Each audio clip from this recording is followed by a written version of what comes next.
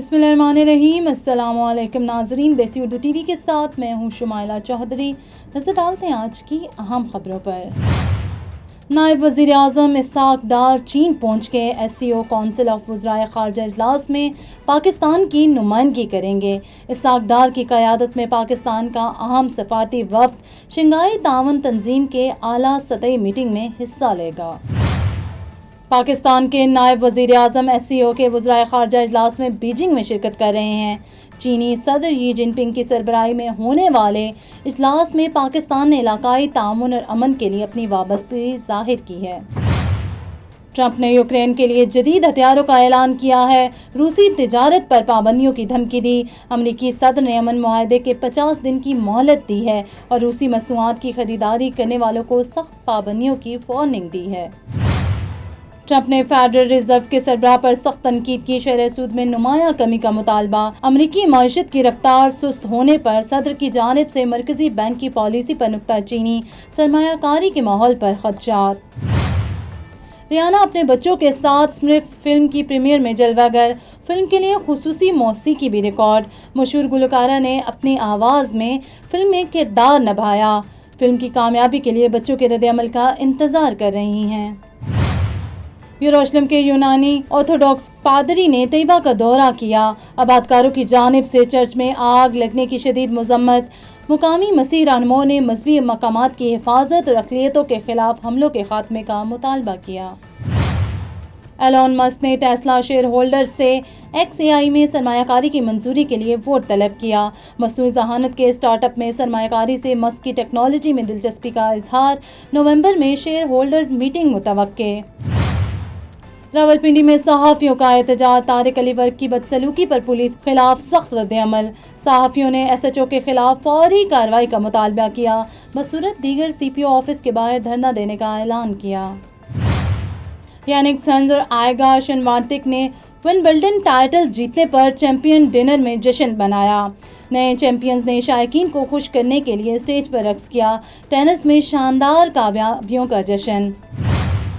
Head lines آپ جان چکے، بڑھتے ہیں خبروں کی تفصیل کی جانب۔ نائب وزیر اعظم اور وزیر خارجہ سینیٹر محمد اسحاق ڈار آج رات بیجنگ چین پہنچ گئے۔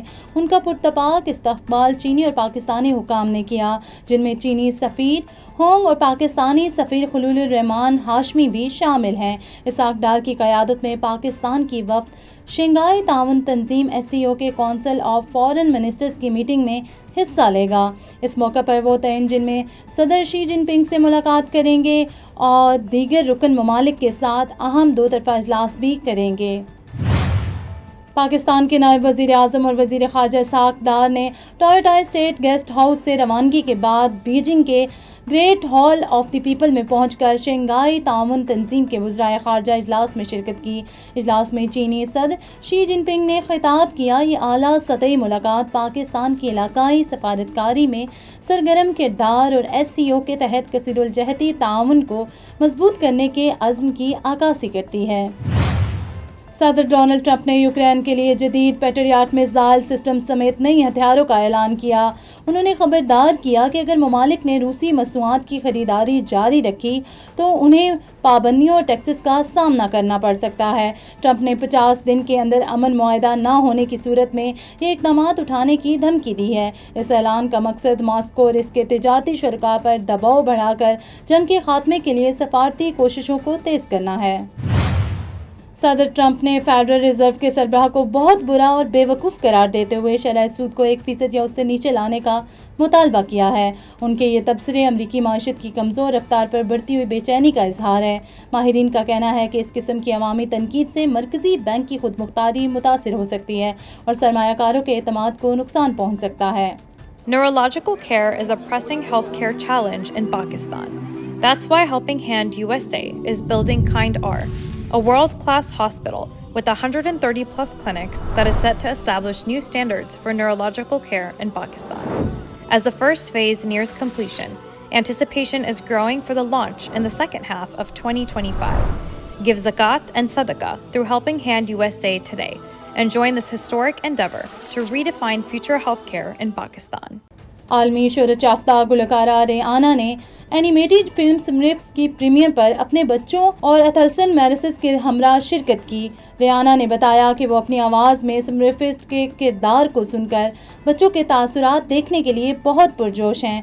उन्होंने फिल्म के लिए खुसूसी मौसीकी भी रिकॉर्ड की है, जो उनकी इस खानदानी फिल्म में वापसी को खास बताती है। यरूशलेम के यूनानी ऑर्थोडॉक्स पादरी ने मकबूजा मगरबी किनारे के मसीही कस्बा तैयबा का दौरा किया और आबादकारों की जानिब से बढ़ती हुई तशद्दुद की मजम्मत की। उन्होंने बताया कि इसराइली आबादकारों ने एक कदम 5वीं सदी की चर्च के करीब आग लगा दी। मकामी मसीह रहनुमाओं ने मजहबी मकामात की हिफाजत और अक़लियतों पर हमलों के ज़िम्मेदारों के खिलाफ कार्रवाई का मुतालबा किया। एलोन मस्क ने ऐलान किया है कि वो नवंबर में टेस्ला की सालाना मीटिंग में शेयर होल्डर से दरख्वास्त करेंगे कि वो मस्क के XAI मसनूई ज़हानत के स्टार्टअप सरमायाकारी की मंजूरी दें। मस्क ने मुकम्मल इंज़माम को मुस्तरद किया, लेकिन कहा कि टेस्ला में सरमायाकारी करनी XAI को पहले ही XAI की SpaceX चाहिए थी। ये कदम हालिया $2 अरब की सरमायाकारी के बाद की तरफ बढ़ती है। AI आया है जो मस्क की हुई दिलचस्पी को जाहिर करता है।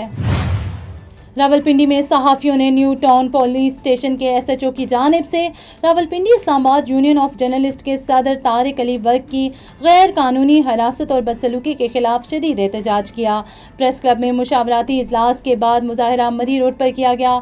सहाफ़ियों ने 24 घंटों के अंदर SHO के खिलाफ कार्रवाई न होने की सूरत में CPO ऑफिस के बाहर धरना देने की धमकी दी।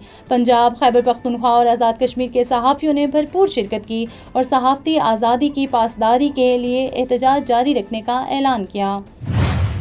यांग सिनर और आइगा श्वेंटेक ने पहली बार विंबलडन के चैंपियन बनने पर लंदन में मुनक्किदा चैंपियन डिनर में खुशी का इजहार किया।